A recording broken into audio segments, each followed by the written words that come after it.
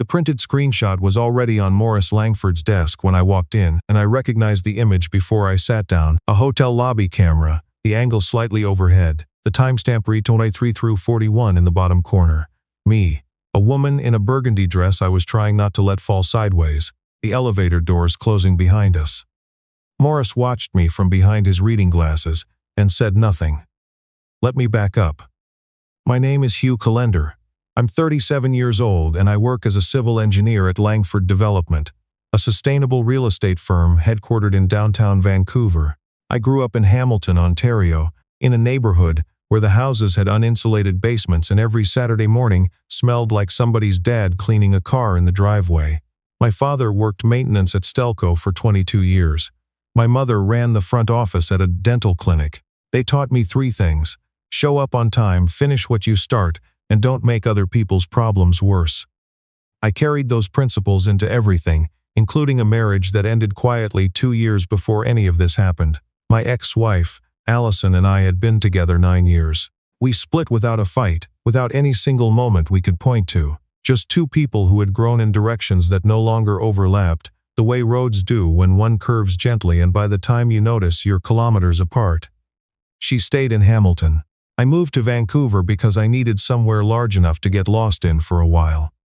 By the time this story starts, I had been at Langford Development for 3 months. Still on probation, technically, still learning which elevators were the slow ones and how Morris liked his project summaries, concise, no hedging, numbers before conclusions. Morris ran the company the way a Swiss watch runs, and he had 40 years of reputation to back it up. He did not tolerate sloppiness, in concrete pours or in character, and I had spent 3 months making sure he had no reason to think about me at all.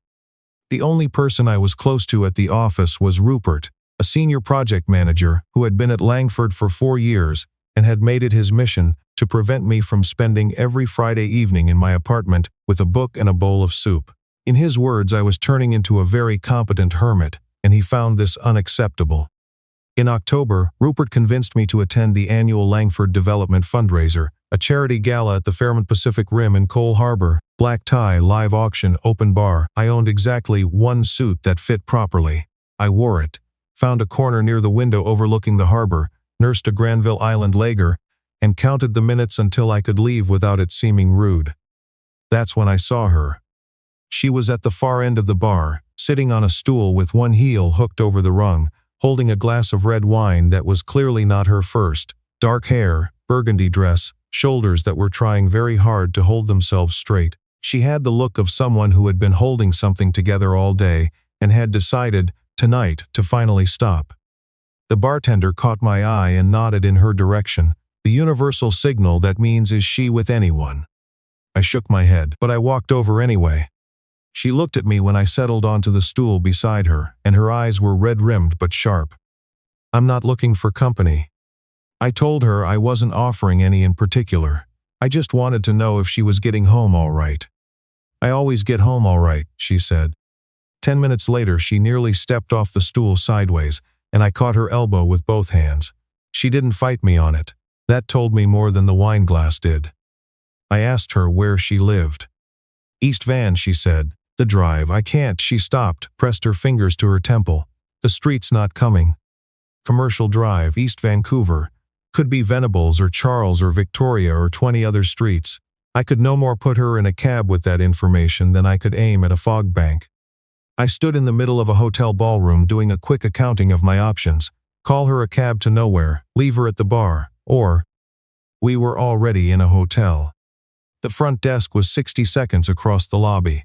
A standard room was probably $170, maybe $200, which was most of what was left in my checking account until the 15th, but it was a number I could absorb without borrowing from anyone. It meant she'd be in a locked room with a bed and a deadbolt and a bottle of water, and not in the back of a cab she might not remember taking. I made the decision in the time it took her to lose her balance a second time. The room was $189 all plus HST. I put it on my visa. The night clerk didn't ask questions. I helped her upstairs, got the door open, guided her to the bed, filled a glass of water from the bathroom tap, and set it on the nightstand. I pulled the duvet over her without thinking about it too much. She was already mostly asleep. Before I left, I tore a page from the notepad on the desk and wrote 6 lines. You're safe. You're at the Fairmont, room 714. I paid for the night. No one will bother you. Water's on the nightstand. Take your time. Hugh Calendar, Langford Development. I set the hotel receipt beside the note, so she'd know the name was real, so she'd know it was just a receipt and nothing else had happened. I was pulling the door shut behind me when her phone lit up on the nightstand. I wasn't trying to look. The room was dim, and the screen was the only light, and the name on it was large enough to read from the doorway. Dad, Morris L. I stood with my hand on the door handle and felt something drop through my chest like a stone through still water. The woman asleep on the hotel bed was Morris Langford's daughter. I closed the door. I took the elevator down. I walked back through the lobby, got my coat from the check, and stood on Burrard Street in the October rain until a cab appeared. My hands were steady on the ride home. My head was not. Monday morning, Rupert was waiting for me in the hallway outside the engineering bay. With a coffee from the cart downstairs and an expression I hadn't seen from him before. Morris's daughter's in the building, he said quietly. Just walked in. She's leading the community engagement on the False Creek South project. I looked through the glass partition. She was standing at the reception desk in a charcoal blazer, dark hair pulled back, posture composed and precise and entirely different from the woman I had left in room 714 48 hours earlier. She looked like someone who ran things, someone who had always run things. Her eyes moved across the room, past the drafting tables, past the project binders stacked against the far wall. They paused on me for exactly one beat, the length of a breath, the length of a decision, and then she turned and continued her conversation at the front desk. She had recognized me, and she had chosen in that fraction of a second to give nothing away. Her name was Cleo Langford. I learned this from the project brief that appeared in my inbox 20 minutes later. Senior Director of Community Relations. She had been consulting for Langford Development on and off for 2 years, leading public engagement programs for their larger builds. False Creek South was their biggest project yet. 400 units of mixed-income housing on city-owned land, and she was running the entire consultation process. Which meant we had genuine, professionally necessary reasons to be in the same room. Cleo was good at her job in a way that's easy to underestimate. She didn't ask vague questions. She came to our team with specific data requests, soil contamination reports, structural load assumptions, projected noise impact during the build phase, things she clearly understood well enough to interpret herself. The first time she sat beside me at my desk, while I walked her through a set of foundation drawings, she asked 3 questions in a row that made me reconsider a drainage assumption I had been treating as settled. She remembered that I took my coffee black. She asked Rupert, never me, whether the engineering team typically stayed late on Thursdays. One afternoon I found a set of her files left in the conference room after a meeting. I brought them down to her office and handed them over without a word. She took them and said very quietly, I keep doing that. I didn't know what to do with the way she said it, so I nodded and walked back to my desk and thought about it for the rest of the afternoon. The trust between us built the way it does when no one is forcing it, through small things, unglamorous things. One evening I noticed her desk chair in the community relations suite listed badly to the left whenever she shifted her weight. Nobody else mentioned it. I found an Allen key in the supply closet, got down on one knee after she'd gone home for the day, and tightened every bolt on the base until it sat level. The next morning there was a post-it note on my keyboard. The chair is fixed. You notice things.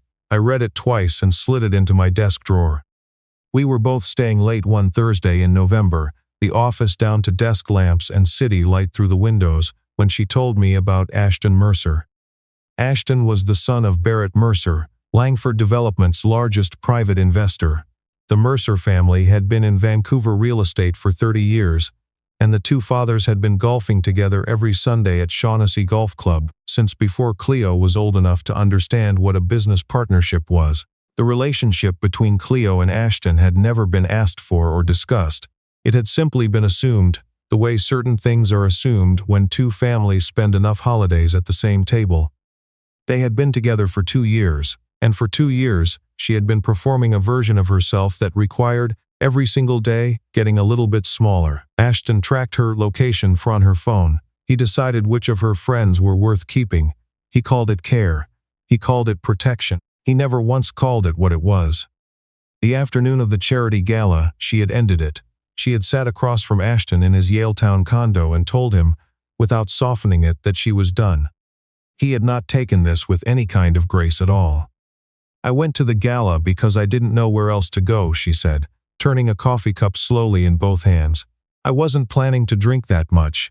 I just needed to be somewhere that wasn't connected to him. And I looked up at one point, maybe an hour in, and I noticed you by the window. You had a beer and you looked like you were somewhere else entirely. There was something about that felt," she paused, "familiar." She wasn't looking at me when she said it. She was looking at the cup, but I heard it. A few days after that conversation, Morris called me into his office. The meeting was technically about the False Creek load-bearing specifications, and we covered those in about 8 minutes. But when I stood to leave, he stopped me. "I keep my personal life separate from the office, Calendar." He didn't look up from his desk. "I expect everyone who works here to do the same."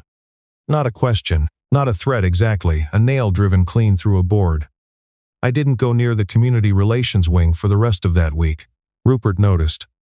"You and Cleo have been spending a lot of time on that file lately," he said at lunch, in a tone that made it clear he was not talking about the file.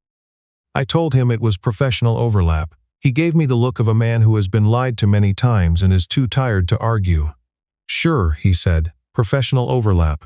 He went back to his sandwich without another word, but the subject wasn't really closed and we both knew it. I changed the topic, but that evening, alone in my apartment on the drive, I sat on my couch and stared at the wall and asked myself what exactly I thought I was doing. Ashton Mercer walked into Langford Development's head office on a Tuesday morning in December, under the banner of a quarterly investor review. Tall, clean-shaven, North Shore confidence. The kind that comes from growing up in a house where the right schools were never questioned and the right connections were always managed. He shook every hand in sight with the ease of a man who expected to own everything in front of him eventually. When he saw Cleo near my desk reviewing survey maps I had printed for her, his smile went flat for a fraction of a second before it snapped back into place. Nobody else in the room caught it. I did. He had not come for the investor review. He came because he believed something that had been his was no longer where he'd left it, and the weapon he chose was not a fabrication. It was something more precise than that. It was the truth, methodically stripped of every piece of context that made it decent. I heard him before I saw him go into Morris's office. He positioned himself in the doorway at a volume that carried just enough without seeming deliberate. "Morris," he said, "did you know that one of your engineers checked Cleo into a hotel room at the Fairmont at midnight during your company gala?" He let those words settle in the air. He didn't mention that she couldn't remember her street. He didn't mention the note on the hotel notepad or the glass of water on the nightstand. He didn't mention that I had walked out of that room immediately and alone, or that the only evidence of the night in that room, besides a Visa receipt, was a duvet pulled up to her shoulder and 6 lines on hotel stationery telling her exactly where she was and exactly who had left her there safely. He removed all of that and kept only the frame. A woman, a hotel room, midnight, a man she worked with. That version required no lies at all. Morris looked up slowly from his desk. His expression did not shift, but the set of his jaw did. That afternoon, Ashton found me near the elevators and held out his phone with a clip already queued up. 12 seconds from the hotel's exterior lobby camera. Me, guiding Cleo through the main doors, her leaning slightly into my arm, the timestamp reading 23:41 in the lower corner. "You know exactly how that looks," he said. His voice was almost warm, conversational. "So will everyone else." I didn't answer him. There was nothing I could say that he wouldn't find a use for. I had already watched him do it to the truth once. I wasn't going to hand him more material. He sent the clip to Morris before end of business. By 9 the next morning I was sitting across from Morris Langford with the printed screenshot on the desk between us, and he said one word. "Explain." So I did. Everything, no hedging, no softening, no additions. She couldn't remember her street. The gala was in a hotel. I paid for a room at the front desk, got her upstairs, left a note with my name on it and the receipt so she'd know where she was and who had left her there, filled a glass of water from the bathroom tap, and walked out. I slept in my own apartment that night. I did not know who she was until her phone lit up with his name on the nightstand, and by then she was already asleep, and the only right thing to do was close the door quietly behind me. Morris sat with all of that for a long time. The kind of silence where you become aware of the rain against the glass and the ventilation humming in the ceiling and the traffic 15 floors below. Then he said, "I'll speak with Cleo." "You should," I said. 2 days later, I was reassigned to a residential renovation project in Burnaby, 40 minutes from the main office on a clear day, longer when the Massey backed up. The file had nothing to do with False Creek, nothing to do with sustainable design or community engagement or anything Cleo Langford was attached to. Rupert stopped by my new desk with a coffee and didn't say anything for a moment. Then quietly, "The Burnaby job isn't bad, Hugh." "I know," I said. "It's just not this one." "I know that, too." The truth had been on my side the entire time. But Ashton had made sure it arrived at Morris's office stripped down to its skeleton, and a fact without context is just an accusation wearing a clean shirt. What happened in Morris's office that afternoon, I wasn't there for it. But Rupert told me later that he'd been getting a coffee from the machine down the hall when Cleo came through the main doors, took the elevator to the executive floor, and closed Morris's office door behind her without stopping to speak to anyone. The tone carried through the glass for about 12 minutes. Not raised, not pleading, controlled and precise and unwavering, the voice of someone who had spent 2 years being spoken about and decided and arranged, and had chosen today to be the one doing the speaking. When she came out, her eyes were red, her posture was perfect, back straight, chin level. She didn't look for me on the way out. She didn't need to. 3 weeks into my Burnaby exile, an interoffice envelope arrived at my desk. Inside was a hotel keycard, room 714. On the back in her handwriting, 4 words. I kept the receipt. I set the keycard on my desk and looked at it for a long time without picking it up.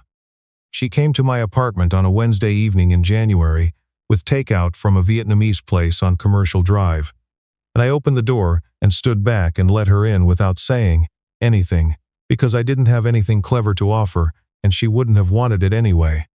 We ate banh mi and lemongrass soup on my couch, a second-hand sectional I'd bought from a woman in Kitsilano who was moving to Montreal, because my kitchen table was buried under Burnaby's site plans and a stack of building permits I hadn't filed yet. Cleo tucked her feet up under her and ate with her jacket still on for the first 20 minutes, like she wasn't entirely sure yet whether she was staying. Then she set her bowl on the coffee table and said there was something she needed to tell me. I put my fork down. "I looked you up," she said. "The morning after the gala, I woke up and found the receipt on the nightstand. Hugh Calendar, Langford Development. I Googled your name, found your LinkedIn, found your project history." A pause. "I recognized you.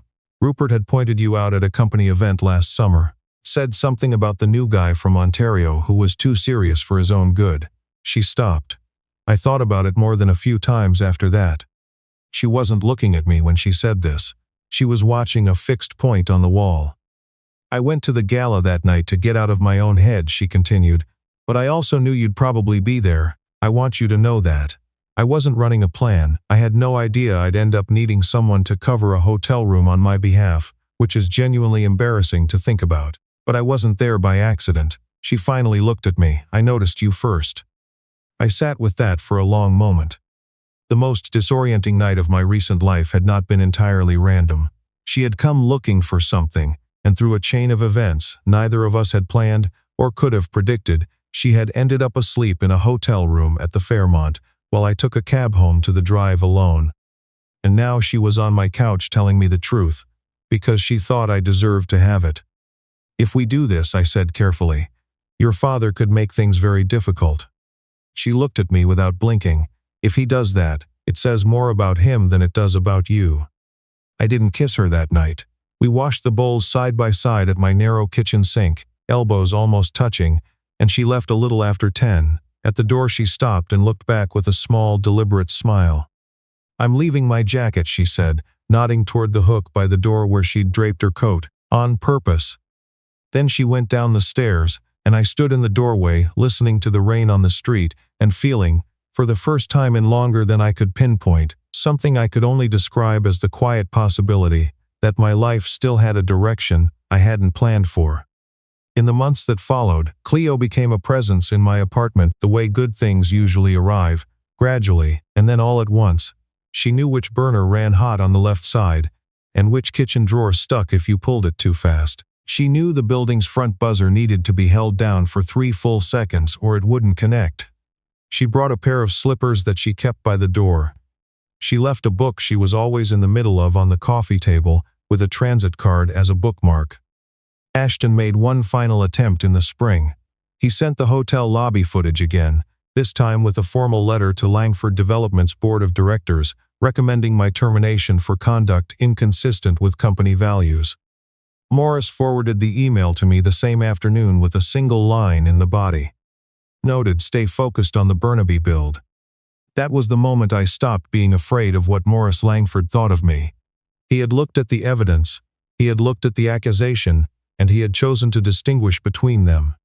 Not because he liked me, not because he had given his blessing to anything, but because he was, above all else, a man who cared about the actual facts of a matter, and the actual facts had always been mine. The Burnaby renovation finished in August. It won a livability award from the city of Vancouver in September, which is not a thing I had expected to care about.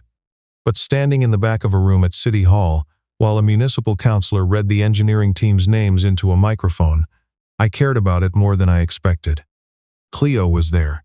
She stood near the back with her arms crossed and her chin slightly lifted, the way she looked when something pleased her and she wasn't making a production of it. When the applause came, she didn't clap louder than anyone else. But when our eyes met across the room, there was something in her expression that no one else in that hall could have read. I could. Barrett Mercer's investment contract came up for renewal in October. Morris declined to renew it. He didn't explain his reasons publicly. He didn't need to. In November, Cleo moved in. Not to the Yaletown condo her father had offered to help her buy. Not to the new build in Kitsilano she'd been half-heartedly considering. To my apartment on the drive, with its original 1970s hardwood and the radiator that clanged every morning at 6, and the kitchen where 2 people genuinely cannot pass each other without making contact. She arrived on a Saturday morning with 2 suitcases, a tote bag from the Vancouver Public Library, and the hotel receipt. She had kept it folded in her wallet for 14 months. The morning she moved in, she stood in my kitchen, opened the cabinet above the coffee mugs, and taped it to the inner wall of the shelf with a single piece of packing tape. She pressed it flat with 2 fingers and stepped back and looked at it. "So it's here," she said, "where we can both see it." I looked at it. The Fairmont Pacific Rim letterhead at the top, the line items below. 189 forms, plus HST, Hugh Calendar, Visa ending 4471. The most ordinary piece of paper, the most consequential $118 I ever spent. I think about that night sometimes. I sit in this apartment on the same second-hand couch, and I let myself travel back to the version of me who stood in a hotel hallway at midnight with the key card in one hand and a receipt in the other, telling himself this was a strange evening that would mean nothing by Monday. Every reasonable voice in my head said, "This is not your problem, you can walk away, no one would blame you." I stayed long enough to fill a glass of water. I stayed long enough to write my name on a hotel notepad so she'd know she was safe. I stayed long enough to close a door quietly behind me and walk away from something I had every excuse not to walk away from. That small decision, the water, the receipt, the 6 lines, is what changed the direction of everything that came after. Not because I'm unusually decent, I'm not. I'm just a guy from Hamilton who owns one good suit and still hasn't replaced the bathroom cabinet that's been loose since I moved in. But sometimes doing the right thing doesn't require anything heroic. It just requires not doing the wrong one and staying 1 minute longer than feels comfortable, so someone knows they're not alone. If you've ever made a small decision that turned out to mean more than you understood at the time, I'd like to hear about it. Leave your story in the comments below. And if this one stayed with you, hit the like button, subscribe, and turn on notifications. I put out a new story every week, and I'm glad you're here for this one.